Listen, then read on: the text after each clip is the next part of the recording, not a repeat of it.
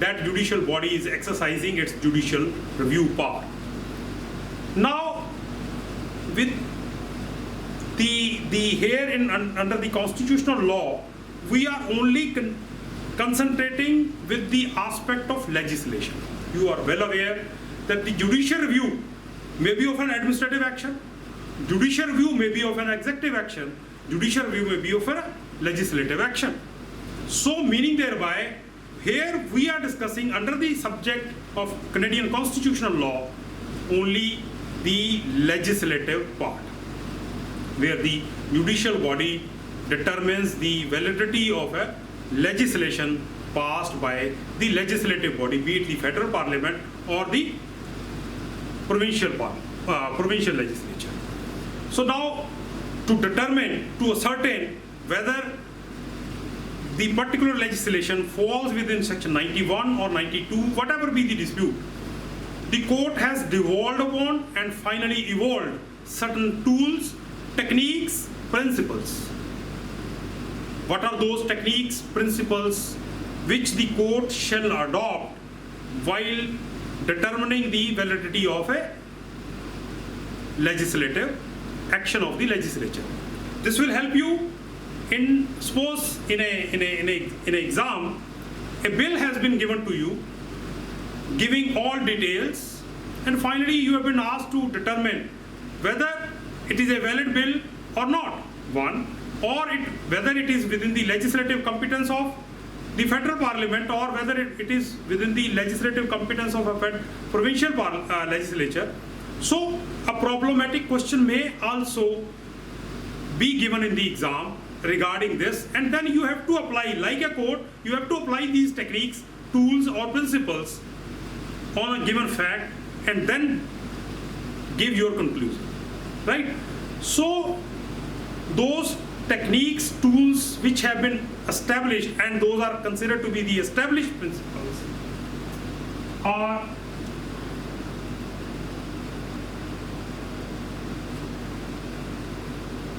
matter means the court has to ascertain. I'm just giving you a brief overview about these because we have discussed in detail, and if you want, and then I can have a detailed lecture on the subjects or the topics which we have already discussed.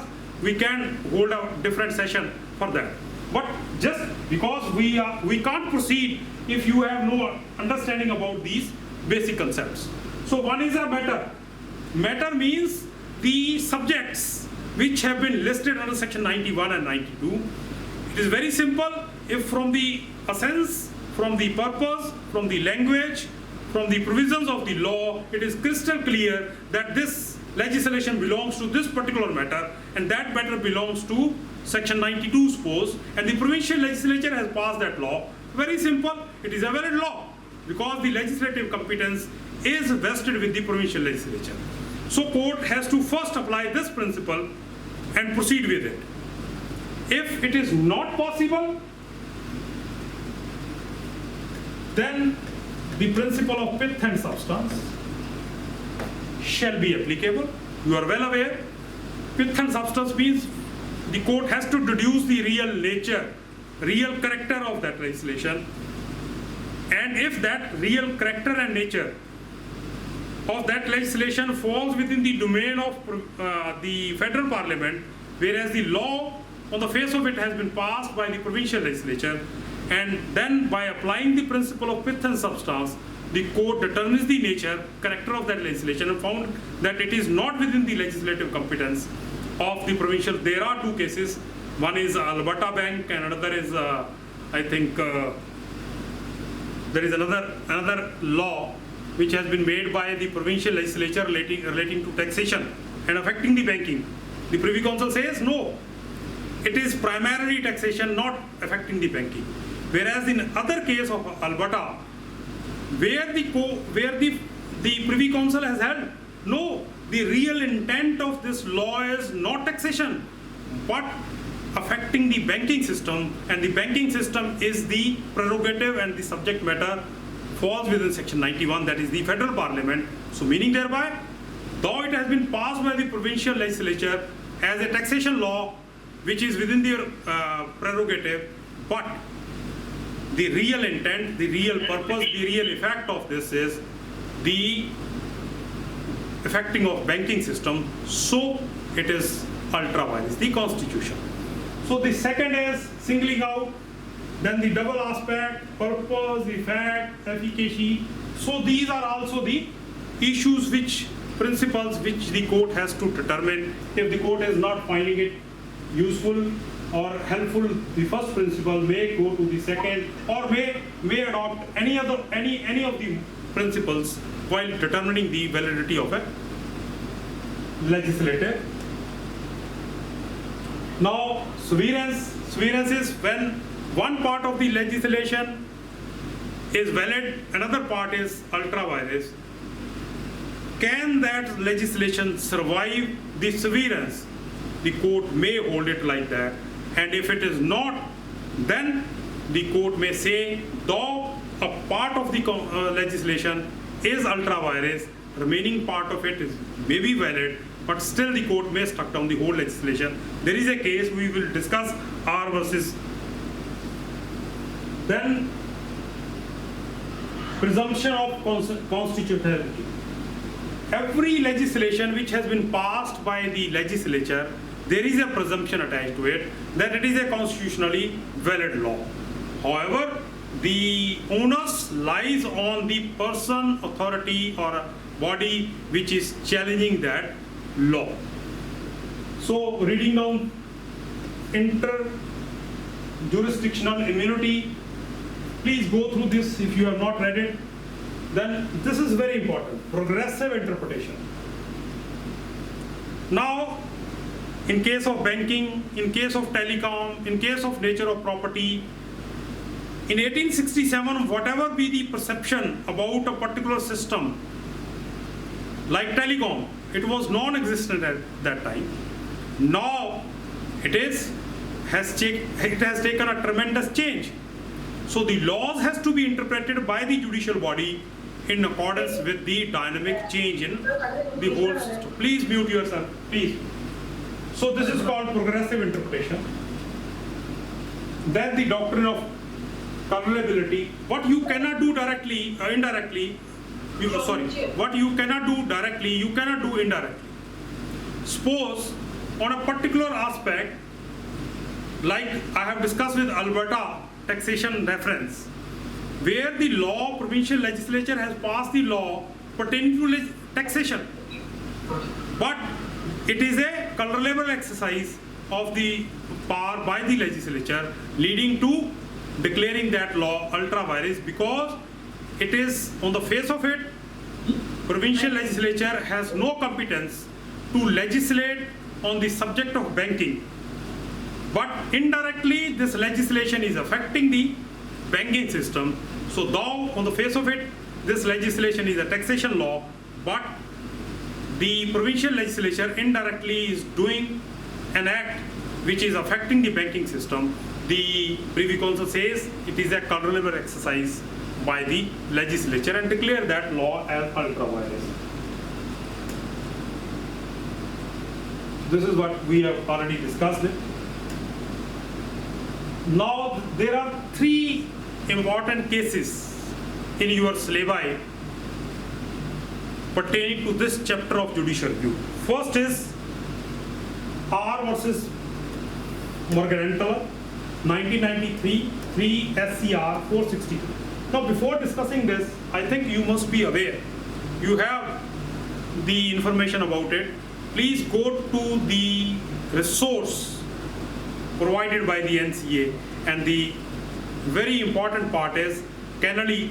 Go to Kennelly, you will get two things. One, the essential substance of that case, and in detail how the court has passed the judgment.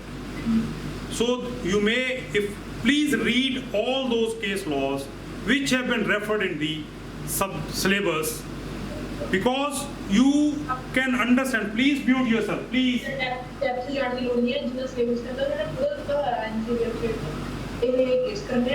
Komal, please mute yourself.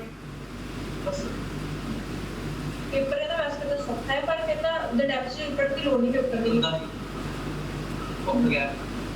उनका कहना उधर depth से पढ़ना चाहिए था, क्योंकि तुझे पूरी लाइन वगैरह प्रैक्टिस करना चाहिए था डेप्थ से। Please, Komal, please mute yourself.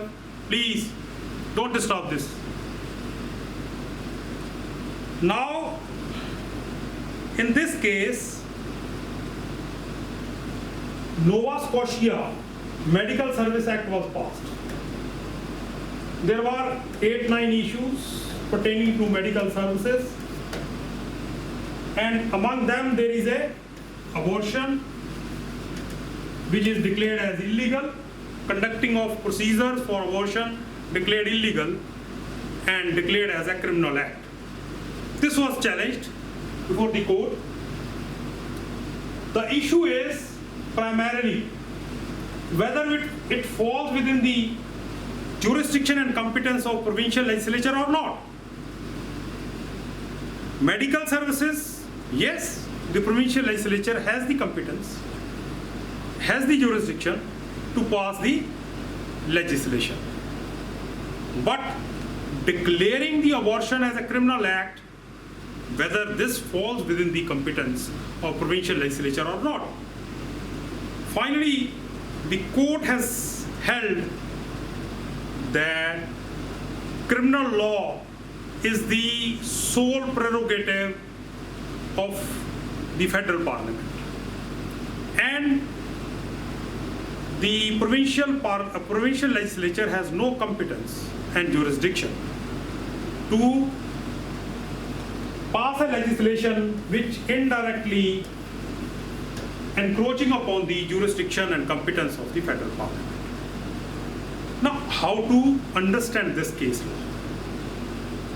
Here I am just discussing this. What are the facts? First, understand the facts. Facts are: one, legislation has been passed by the Nova Scotia provincial legislature pertaining to medical services, which contains one of the provision also for declaring the conducting of procedures of abortion as illegal and declared as a criminal act. Now, what is the provision of law which you have to understand? It is the distribution of power. Distribution of power, then relating to judicial review. Now, here with the distribution power is section 91, section 92. So you have to go to section 91 to understand the matter, 92 understand the matter. Now, the matter in general is medical services pertaining to medical issues. You will find it falls within section 92. But when pertaining to abortion, it falls within section 91, that is a criminal law. Now apply the tools. Now apply the tools. Matter, yes, we have applied the tool of matter. Characterization of the legislation, we found that primarily this is under section 92, that is within the competence of provincial legislature. Very fine. But now understand the pith and substance.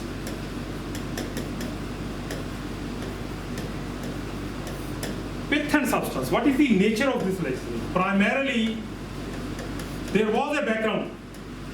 When we have understood the purpose, efficacy of a legislation, the court can go beyond the legislation. That is, to find out the real intent of the legislature while passing this legislation, the object, the brief history on the strength of which this legislation has been passed. There was a doctor who has started the procedures of abortions as a private clinic. And the justification given by the Nova Scotia legislature was that we are only holding it as a public medical service to be governed by the public institution, not by the private institution. So this was the justification. Now the court unearthed the real issue and found that they have declared a particular medical procedure of conducting that medical procedure as a crime, and which is to be the only prerogative of the federal parliament. So by understanding the real nature of the legislation by applying the principles attached with the pith and substance, the characterization of the legislation, and then it is also a cumulative exercise. Because the provincial legislature cannot pass any legislation pertaining to the criminal law, so what the provincial legislature cannot do directly, cannot do indirectly as well. So you have to give all the reasons. Here you have to give the real application of law while discussing all these issues. Then the examiner says, yes, this student understand the facts, understand how to apply the law, give the reasoning, and then you may reach to a final conclusion. So this is again I am repeating, this is the IRAC method. This is how the court has decided this particular case. Now the next one is Canadian Western Bank versus Alberta. It is 2007 volume 2 SCR page 3. Here an Alberta's province has passed a statute and made the laws applicable to the banks who are selling the credit related insurance. So a law has been passed by the Alberta provincial legislature that if any bank is selling a credit related insurance, then it is governed by the provincial law. Now, very simple, the insurance part is a matter falls within the competence and jurisdiction of provincial legislature. And the provincial legislature says, we have passed a law pertaining to insurance. Ancillary effect may be on the banking, but primarily the object of the law, the purpose of the law, the nature of the law is in governing the insurance. This law was challenged, and finally the courts have categorically held that I'm leaving it to you. Send me the reasoning in support and against this legislation to me. I'll evaluate it, whether you have followed the real principles or not. And the next case I will discuss in detail to make you understand how the distribution of power, the judicial review is being conducted. Now this case, Quebec Attorney General versus Canadian Owners and Pilots, 2010 volume 2 SCR 536. What are the facts of this case?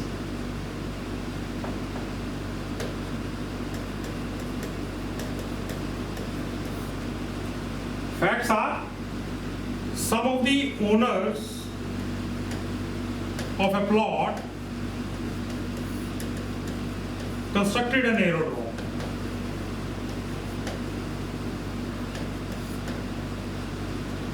The commission of the provincial government ordered the demolition. On the ground that this plot falls within the agriculture zone. Some of the plot owners raised an aerodrome on their plot. The regional authority directed them to demolish, passed an order demolishing the aerodrome on the ground that this particular area where this plot falls is an agriculture zone and they have no authority. Please mute yourself. So this action of the commission was challenged before the court, that aerodrome or construction of aerodrome, raising of aerodrome, or any issue relating to aeronautics falls within the jurisdiction and competence of federal parliament. The issue was finally within the competence and jurisdiction of the provincial legislature. So anything contrary to that is not allowed. Now in favor of this and against it, aerodrome construction or aeronautics is within the jurisdiction and competence of federal parliament. How to resolve it? And the court finally held that this is a valid legislation. This is a valid legislation. Why? It says both can harmoniously sustain in the presence of each other. What? One, the federal parliament or the federal law says that aerodrome can be raised on a particular land. Then, before raising this, they may seek the permission. They may seek the permission of the commission. So both the federal and the provincial legislations can coexist. Right? There is no ban raised by the provincial law that you can't raise the aerodrome. Point is, you can raise the aerodrome on an agricultural zone, but with the permission of the authority. So it can coexist. One. Second situation is, if they fail to coexist, suppose the provincial law completely banned, then it is in contradistinction to or contrary to the federal law.